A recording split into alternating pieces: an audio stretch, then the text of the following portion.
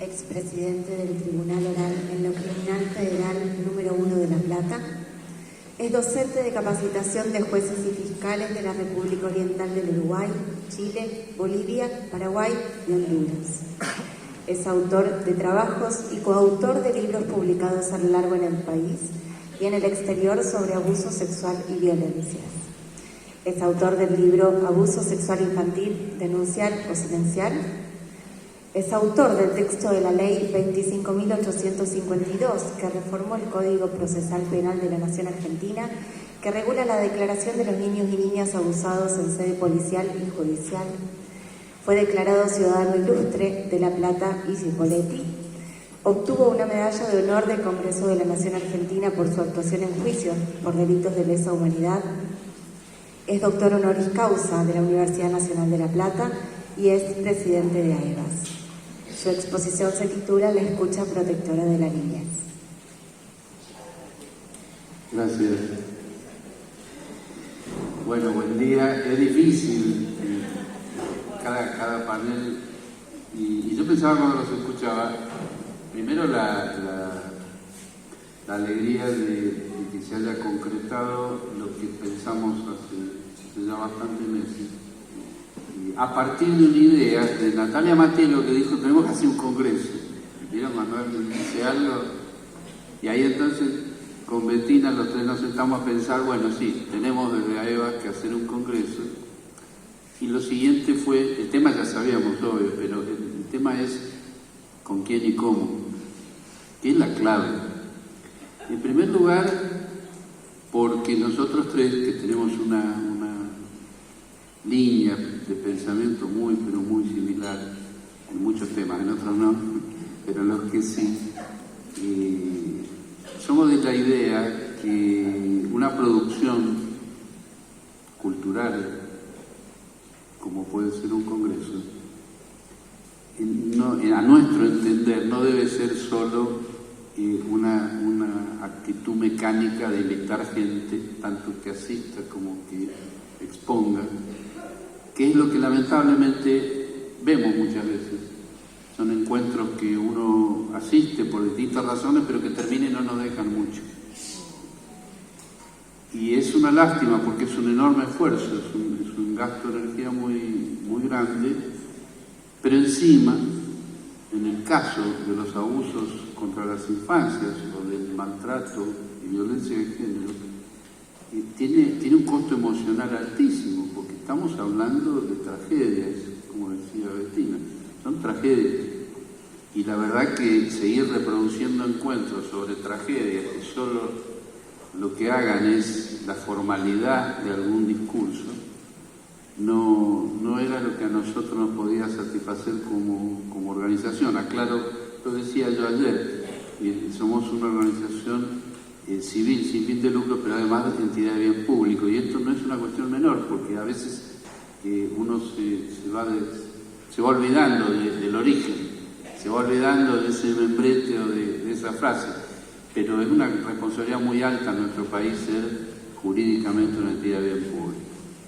Y en un tema como este, nosotros primero, lo cuento porque me parece que tiene que ver son unos minutos que le robo a los 25 que tengo, pero que son interesantes, porque lo primero que hicimos en ese pensar cómo lo hacíamos, o sea, con quién como expositores, hicimos rápidamente una lista de 16 personas, no me acuerdo la cifra, pero creo que eran 16, y en el día todos dijeron que sí, lo cual también fue un buen comienzo, porque cuando uno piensa en personas de la envergadura de lo que nosotros hemos invitado, que están aquí y que estuvieron ayer y van a estar más tarde, es un verdadero privilegio que en el transcurso del día todos digan que sí.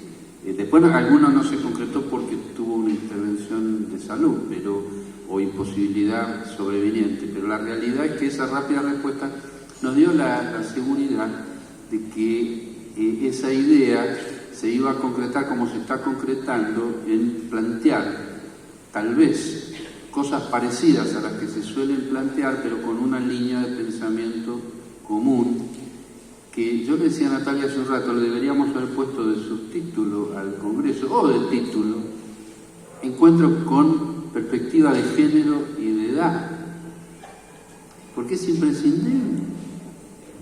Y el próximo va a ser así, claro, porque es absolutamente imposible que sea productivo un encuentro sobre una tragedia de esta naturaleza si no se hace desde la perspectiva de género, pero no desde pregonar la perspectiva de género, que estamos realmente hartos de escuchar que se pregone la perspectiva de género por parte de gente que jamás en su vida tuvo ni tendrá perspectiva de género. Es una cuestión de fondo, es una cuestión fundamental, porque es la base para entender todo lo que sigue. Entonces, cuando uno piensa, bueno, ¿por qué se invitó todo este tipo de gente? Y bueno, es este tipo de gente, porque escuchar a Tomás, o a Bettina, o a Nelly Minget, etcétera, no es una cosa frecuente encontrarlos juntos. Nosotros hemos logrado juntarlos, precisamente por esa coherencia ideológica que hay que tener para poder comprender en su real dimensión por qué es importante que un juez como Tomás Martín Rodríguez nos esté mostrando, y no para enrostrarnos gozosos de lo que tienen en Canarias, que un poquito, convengamos que un poquito de envidia, ¿no? Pero a mí me parece que la riqueza de lo que nos mostraba, que además muestra dos cosas fundamentales. En lo personal, porque nuestra querida Isabel Cuadro, la doctora Cuadro que está aquí, que es un personaje muy especial, porque tiene una frase que es tremenda cada vez que yo la escucho, que cada 2 o 3 años dice, tú tienes que conocer a fulano. Es de Bogotá, ¿no? Llama, dice, tú tienes que conocer a fulano. Y es terrible porque está hablando, no sé, del Líbano o de Canarias, como en este caso, y siempre, con un fundamento. O sea, así conocí a Tomás, es decir, le digo, ¿a quién? Me dice, no, a Tomás Martín Rodríguez. ¿Quién es? Y bueno, se puede de Canarias, etcétera, etcétera. Y claro, a los 10 minutos, cuando nos conectamos y empiezo a ver de qué se trata, por supuesto que sí, así que, sacando alguna excepción que alguna vez no se me ha presentado alguien equivocado, pero realmente la gestión es muy importante porque es algo que yo no he visto en otro lado, que es el conocimiento que Isabel tiene primero de los distintos países del mundo, porque verdaderamente es un mapamundi caminando, pero es importante porque en todos estos años, y son muchos, hemos podido intercambiar con gente de los lugares más remotos. Hemos estado juntos, no sé, en Estambul, Turquía, para poner uno de los ejemplos lejanos. Y en esos intercambios hemos podido ver de todo. Es decir, opiniones, etcétera. Pero sobre todo, hoy, volviendo a lo de hoy, cuando nosotros escuchábamos a Tomás, y lo que me pasó a mí cuando lo conocí, que la conjunción de dos cosas. La primera es todos esos adelantos que están mostrando y que están demostrando que se puede. O sea, eso es el primer mensaje que yo recibí cuando lo conocí. Y el segundo, que es más personal, tiene que ver con la actividad de este hombre como juez, que lleva a la práctica un concepto que es ideológico y que tal vez se puede traducir, él lo explicaba recién, ahora le preguntamos en todo caso, porque si yo no recuerdo mal, Tomás, vos tuviste un reclamo sostenido para que los chicos no tengan que pasar por unos controles que había en el edificio, si no me equivoco. Yo no sé la cifra, pero vos hiciste muchos reclamos. ¿Cuántos hiciste? Sí, aproximado. ¿100? Claro, 187, ¿se entiende? A mí me impactó, pero tiene sentido contarlo esto. Porque hay gente que conocemos que bajito hace un pedido y 3 minutos después dice, bueno, no se puede. Este es el tema. Por eso cuando conversamos eso, y le dice, sí, yo tuve que reclamar que soy cuánto, y 187 veces. Así que, bueno, eso es un poco el resumen de por qué se hizo de esta manera y con quién. Este panel en particular, que tiene que ver con la escucha, que es un aspecto absolutamente central de la temática. Si yo tuviera que elegir, sabemos y hemos escuchado lo que es el trauma como resultado, insisto, es una tragedia y los resultados son trágicos. Pero si yo tengo que elegir una clave para lo que está alrededor, todos los temas que están alrededor del abuso, es la escucha. Porque al lado o alrededor de la escucha están la mayoría de los problemas que hay, no solo para esclarecer los hechos, que es uno de los objetivos secundarios del proceso. Acá Gabriel Vitale me corregirá, estoy equivocado, o Tomás, pero desde el derecho. Y yo sostengo hace muchos años que dogmáticamente nos han enseñado a los abogados que lo primero en el proceso penal es encontrar al culpable y sancionarlo, es decir, el esclarecimiento del hecho, etc. Y yo vengo sosteniendo que lo principal no es esclarecer el hecho, sino que es la protección integral de esas víctimas. Y que si se logra proteger integralmente se va a poder investigar mejor y sancionar eventualmente. Pero esto es un cambio de paradigma, es decir, invertir esa prioridad del proceso es un desafío terrible para el sistema. Pero nosotros sabemos que es así, sabemos, y hoy se mencionaba, Tomás lo decía, y antes lo decían Nelly y Marcelo, la trascendencia de la legislación de nuestra Constitución en materia de derechos humanos. Estamos hablando no solo de la Convención Internacional sobre Derechos del Niño, sino todas las convenciones. Que la Argentina lo haya puesto como la parte más alta de nuestra pirámide jurídica nos alivia en todo, nos debería aliviar en todo sentido, porque nos marca el camino. Y de ahí viene la escucha. Y sin embargo, en la práctica, y esto es una deuda extraordinaria en nuestro sistema, que a mí me lleva hoy, en el día de hoy, a cambiar muchos años de un reclamo que yo he hecho o que me he sumado a otros reclamos, que después ahora cuando termine de hablar voy a decir en qué cambió tantos años de reclamo, pues modifico un reclamo hoy, en función de lo que estamos escuchando. La deuda en articular una escucha respetuosa, que por supuesto es obligatoria, que es parte de nuestra legislación. La Convención sobre Derechos del Niño nos obliga a una escucha respetuosa. Hoy se mencionó el artículo 12 de la Convención, que habla del derecho a ser escuchado, no oído. Esa diferencia entre el órgano auditivo y lo que es la escucha, que es mucho más que oír. La escucha es entender, la escucha es preocuparse por lo que se está escuchando. Y esa es la deuda que tenemos. Argentina no logró articular una escucha respetuosa, salvo excepciones en nuestro país, que son muy pocas, son las buenas juezas, jueces y fiscales, antes se dijo, bienvenidos, son sensibles, son empáticos, son muy pocos, no nos engañemos, son muy pocos. Eso es un síntoma gravísimo de lo que nos está pasando. Y yo voy a hacer un rápido recorrido por los ciclos de la escucha. Y Floriana, ¿me avisás cómo vengo después, sí, cuando se acerque el tiempo? Ya está, ya lo tengo aquí, ¿no? No, rápidamente. A lo largo de la historia la escucha no existió. La escucha de los niños no existió, a los chicos no se los escuchó nunca. En siglos y siglos y siglos y siglos. Por distintas razones que se fueron hablando acá y que todos conocemos.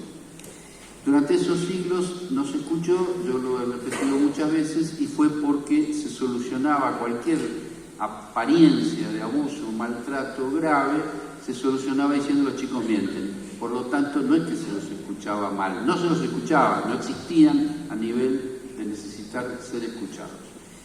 Eso cambia en las últimas décadas con lo que pasó en la legislación, que fue el reflejo de los avances que hubo fundamentalmente de disciplinas sociales no jurídicas, psicología, sociología, trabajo social, antropología, y ahí entonces empezó a haber más preocupación en la escucha y pasó un fenómeno, está pasando un fenómeno que a mí me parece que hay que resaltarlo y algún día discutirlo en serio.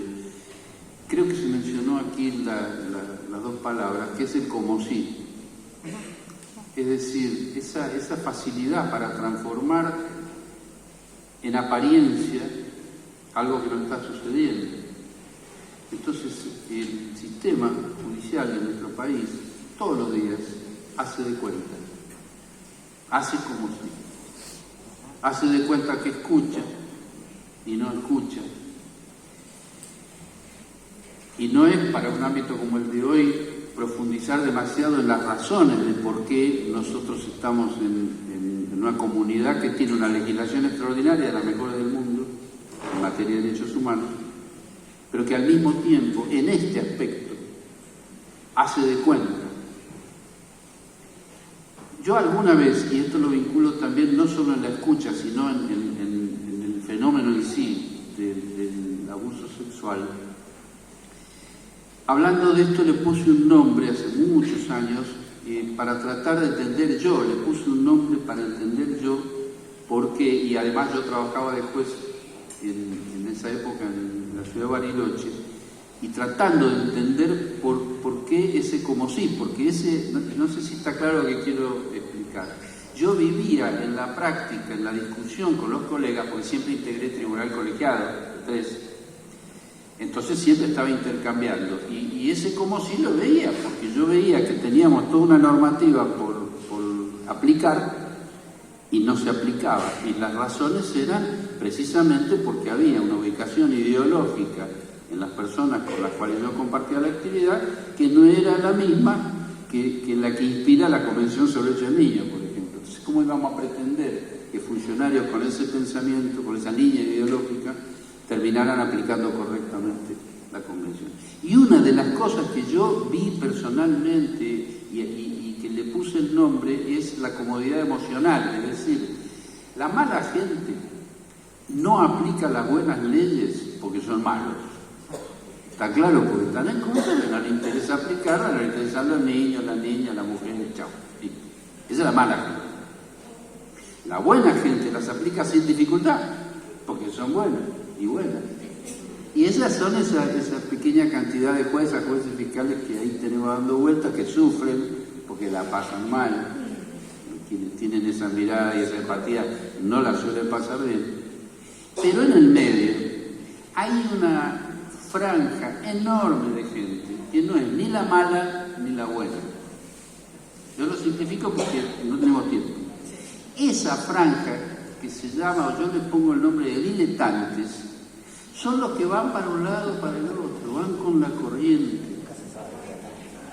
Y esas personas, yo he notado que como no las podemos tildar de malas, aunque son funcionales a lo malo, aclaremos, porque esa enorme franja de diletantes son funcionales a lo malo, esto también es sencillo. Pero cuando tienen que actuar de la manera correcta, están influenciados por ese, no es la calificación que yo le pongo, es solamente la que se me ocurrió en su momento para poder entenderla yo, que es esa comodidad emocional, porque es más cómodo irse a dormir a la noche pensando que el hecho no pasó. Tendrá una explicación mucho más compleja de la psicología profunda, pero yo lo estoy diciendo desde el sentido común. Es decir, si yo tengo al lado un juez que es un buen tipo, o sea, no es de los peores, sino que es un buen tipo, y sin embargo me está discutiendo si un hecho existió cuando es obvio que existió, tiene que haber alguna razón que no sea solo la maldad. Eso es lo que yo quiero transmitir. De lo que yo quería plantear, primero, lo que acabo de decir tiene que ver con esa diferencia que hay entre lo que es la escucha real. La escucha real es la que viene del modelo, del paradigma de la Convención Internacional sobre Derechos del Niño, que es la escucha respetuosa.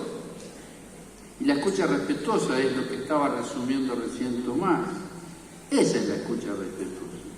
Ahora, para crear las condiciones de una escucha respetuosa, hace falta requisitos que estamos muy lejos de cumplir en la República Argentina. Uno de los requisitos tiene que ver con lo material exclusivamente. Estamos muy lejos porque nosotros no vamos a tener ni en 50 años lo que estábamos nosotros, convengamos. Sí. Seamos honestos. Eso desde lo material.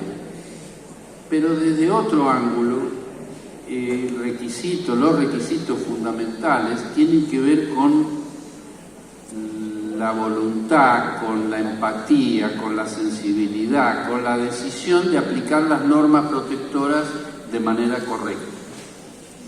Y si no tenemos eso, no tenemos nada. Si no tenemos eso, tenemos el como sí.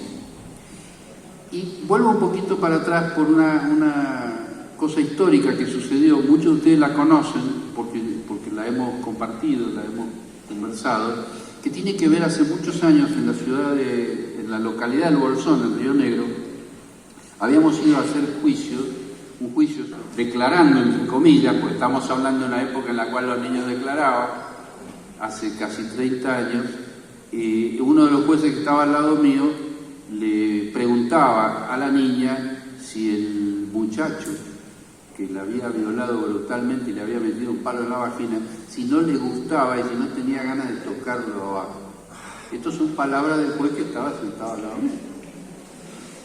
Y es interesante recordarlo, muchos de ustedes conocen esta historia, pero es interesante recordar que cuando eso está sucediendo, como otras cosas que le deben pasar a ustedes en las disciplinas que ejercen, uno no está preparado para reaccionar. O sea, en la Facultad de Derecho nos enseñan qué se hace cuando un juez le está preguntando a una nena si no tenía ganas de tocar al agresor. Y esto yo lo tenía grabado, estaba grabándola a la audiencia. Pero uno no reacciona porque, insisto, no está entrenado para reaccionar. Si no, le pega una piña. Esa sería una opción. Claro, no, bueno, yo no sabía qué hacer y a los 10 segundos la siguiente pregunta. ¿Pero vos no le pediste que te la coloque? Esto es un juez de la Nación Argentina. Conclusión, me levanté, es lo único que se pudo en ese momento. Ahí tenemos los 5 minutos, está perfecto. Me levanté, nos fuimos a la cocina, era el juzgado de paz del Bolsón, discutimos un poco, el hombre se tranquilizó, era un hombre completamente loco, como pasa muchas veces en los poderes judiciales, que hay locos. O sea, hay jueces que están completamente enajenados, pero que trabajan y hasta se jubilan. Para muchos psicólogos que hay acá, el caso Schreber es un ejemplo histórico, que si bien es lejano en el tiempo y en el espacio, porque es de la Alemania, en Dresden, pero quienes han estudiado el caso Schreber saben perfectamente, y aclaro, cualquier coincidencia con la República Argentina no es coincidencia, es verdad. Cualquiera que crea haber visto Schreber acá, sí, los hay, los tenemos. Para quien no lo sabe, después le contamos en todo caso de qué se trata. Y bueno, a raíz, en estos 3 minutos y 40 segundos que me quedan, a raíz de ese episodio tan violento del juez preguntando eso, yo al día siguiente lo denuncié, vino toda una etapa muy interesante donde elaboré ese proyecto de ley del cual hablaba Floriana al comienzo, que tuvo como origen ese hecho brutal, que era un juez en una escena en la cual cuando yo la pude metabolizar, porque yo me tuve que sentar a decir, bueno, ¿qué pasó? ¿Cómo puede ser que yo esté escuchando eso en un juicio donde hay una nena discapacitada, con un señor que es juez, etcétera, etcétera, etcétera? Y ahí lo que entendí, esto es lo que yo pensé en ese momento, mi conclusión, fue que ese hombre estaba haciendo algo completamente indebido, que es delito, etcétera, pero que esa niña no tenía que estar sentada ahí. Esto era la clave a la cual yo había arribado tratando de entender la escena. Y eso fue el origen de por qué en la Argentina están prohibidos que los niños vayan a los juicios orales. Desde que salió, tardó 10 años. Yo tardé 5 años en escribirla y el Congreso tardó 5 años en estar ahí, por razones que hoy ya parecen como obvias, pero 30 años atrás no eran tan obvias. Sobre todo en un sistema con la soberbia que caracteriza el Poder Judicial, de decir, ¿por qué yo no puedo interrogar? ¿Por qué no estudiaste? Porque no es lo tuyo.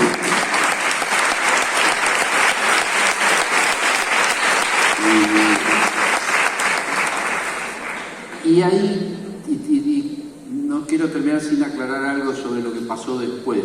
Sale la ley tiene una fundamentación muy clara, es muy corta, tiene 7 hojas, pero está explicado por qué razón los chicos no tienen que ir a los juicios, por qué el nivel traumático que pueden llegar a padecer, pero a su vez la idea y el objetivo es que al sacarlo del juicio igual sean escuchados de la mejor manera, porque si no, no podemos acusar a nadie y no se puede sancionar el hecho. Esa escucha respetuosa en la Argentina no se logró hasta el día de hoy. Y la razón por la cual no se logró, porque en esa ley se propone cámara Gesell como no es la única, simplemente yo lo que pongo es una habitación con vidrio espejado o con los elementos técnicos que se cuenten. En la prevención, primero de no cerrar el camino solamente a una tecnología que es la cámara Gesell, pero en segundo lugar, para dejar explicado que lo importante es la metodología que se utilice, que no es la de interrogación. Esto es explícito, ¿no? Porque a los niños no se los interroga, se los entrevista. Es un concepto completamente distinto que no bajó a la Facultad de Derecho de la República Argentina. O sea, los jueces argentinos no han entendido que a los niños no se los interroga, porque precisamente la asimetría que hay entre niño y adulto hace que requieran una protección especial, distinta, que es lo que sí recepta la Convención sobre el Derecho del Niño, pero insisto, no bajó a la esquina, no bajó a todos los juzgados, y a los pocos en los que bajó, esos jueces, juezas, fiscales y fiscales tienen graves problemas porque van a ser muy atacados. Finalmente, ya está, listo, no tenemos tiempo, pero sí quiero terminar con lo de por qué cambié el concepto de todos estos años. Yo vengo hace muchos años exigiendo, junto con muchísima gente, una reforma judicial. Y hoy cambié de opinión. Yo no creo que haya que hacer una reforma judicial. Yo creo que hay que cambiar el Poder Judicial.